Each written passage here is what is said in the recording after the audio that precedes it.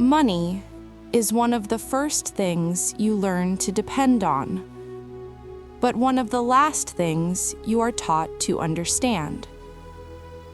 From an early age, money is presented as a tool, something neutral, something practical. You are told to earn it, to save it, to spend it carefully. But rarely you are taught what money actually is. Not how it feels, not how it behaves, but how it functions inside a system. School teaches you how to count money. It does not teach you how money counts you. This absence is important, because when something shapes your entire life, yet remains undefined, you do not question it.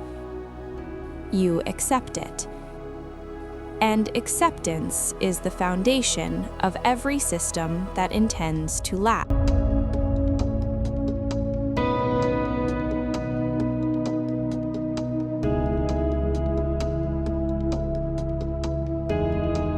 In school, money is explained safely. It is simplified, clean, predictable. Work equals income, saving equals security, debt is optional. This version of money is comfortable. It does not create anxiety. It does not raise questions. But it is incomplete, because real money does not behave this way. In reality, money is influenced by access, timing, and proximity to power. But these variables are rarely mentioned, not because they are secret, but because they are inconvenient. And inconvenience does not fit well inside standardized education. So the version of money you are taught is not false. It is incomplete. And incompleteness can be more misleading than lies.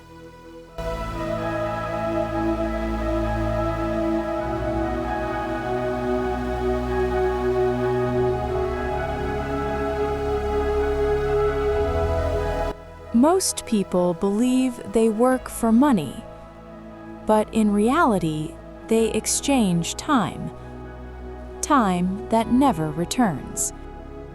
This is rarely framed as a transaction. It is framed as responsibility, as maturity, as adulthood. But once time is exchanged, control shifts.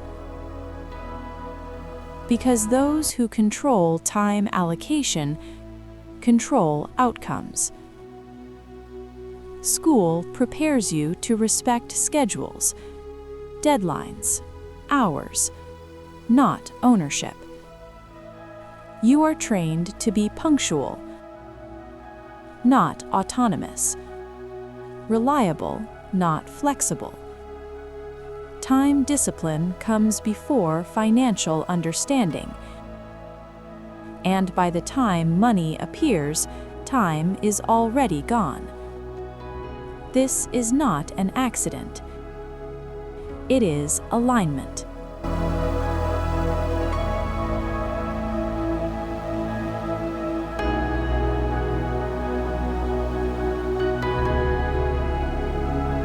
Debt is introduced quietly, as assistance, as opportunity, as progress.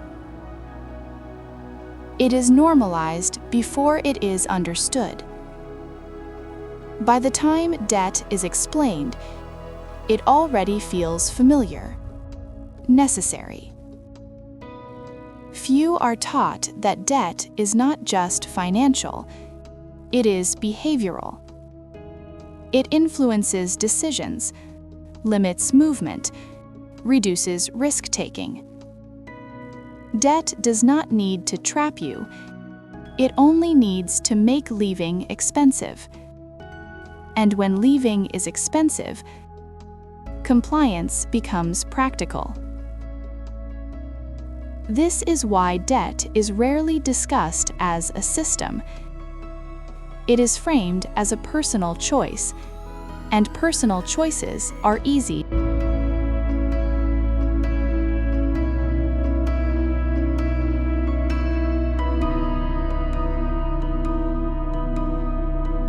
School emphasizes effort. Work hard, be disciplined, be consistent.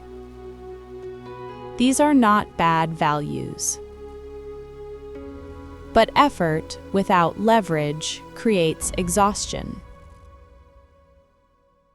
Leverage is rarely taught. Ownership, position, scale. Because leverage creates independence. And independence does not fit easily into systems built on predictability. So most people are trained to be useful, not powerful. Reliable, not replaceable. And usefulness is rewarded just enough to maintain participation, not enough to create.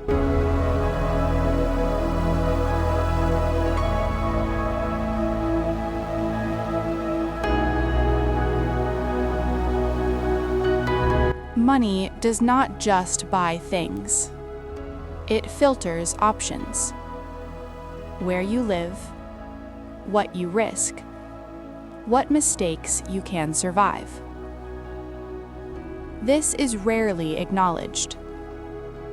Instead, outcomes are framed as personal merit.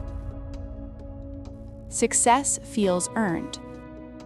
Failure feels deserved. But money changes the consequences of every decision. Some mistakes are fatal. Others are educational. The difference is rarely effort. It is buffer. And buffer is not evenly distributed. But schools rarely discuss this, because acknowledging it would complicate the narrative of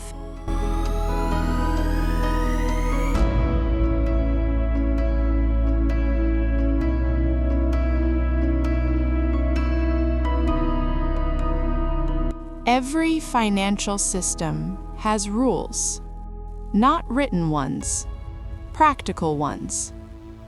Who gets flexibility? Who gets forgiveness? Who gets time? These rules are learned informally, through observation, through proximity, not through textbooks. Those without access learn them late, often too late. School teaches official rules, not operational ones. And operational rules are the only ones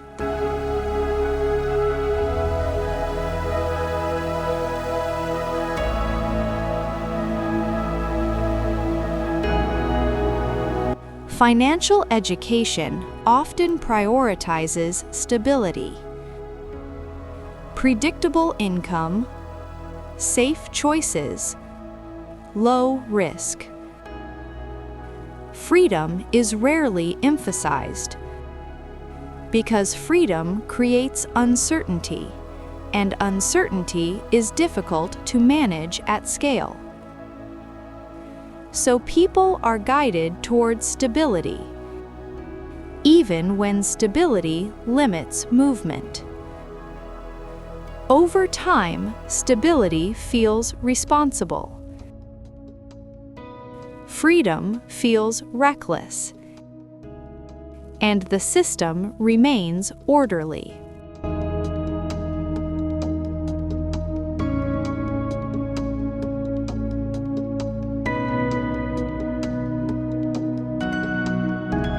If money is so important, why is it so confusing? Because confusion slows action. It creates dependence on advice, on institutions, on intermediaries. Clarity creates autonomy, and autonomy reduces control. So confusion persists, not deliberately enforced, simply tolerated. And tolerance is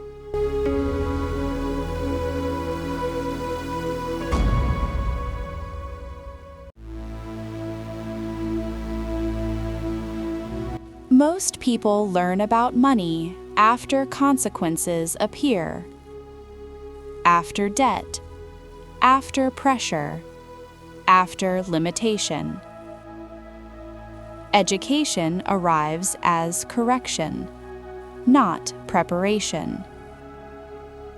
By then, options are fewer. Risk feels dangerous. Change feels costly. And survival takes priority over understanding. Late knowledge rarely creates freedom. It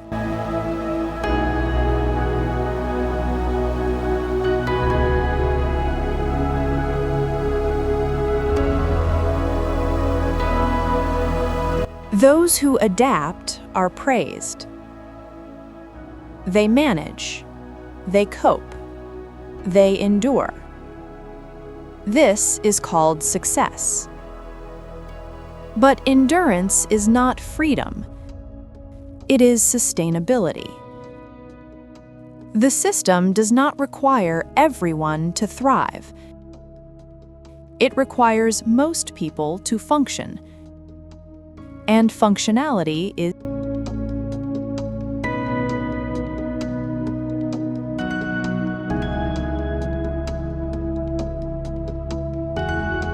This is not a conspiracy.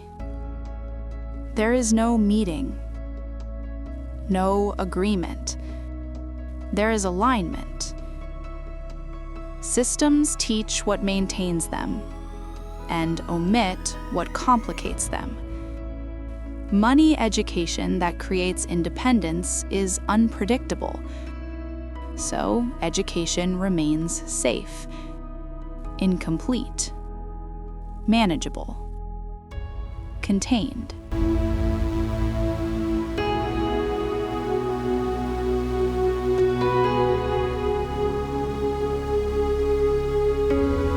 Over time, an unspoken agreement forms. You participate. You receive access. Not abundance, not control. Just enough. Enough to continue. Enough to adapt. And continuation is all.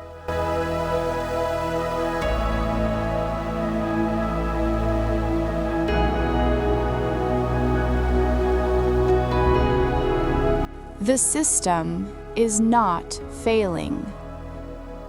It is functioning as designed. Outcomes are not accidental. They are consistent. Consistency is evidence of structure, and structure rarely apologizes.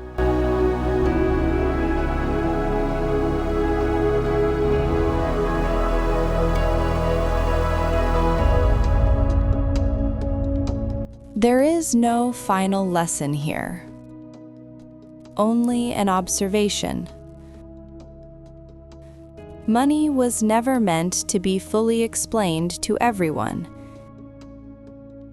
It does not need to be.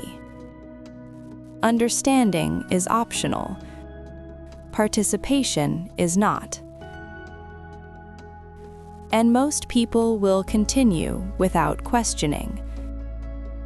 Not because they agree, but because life continues.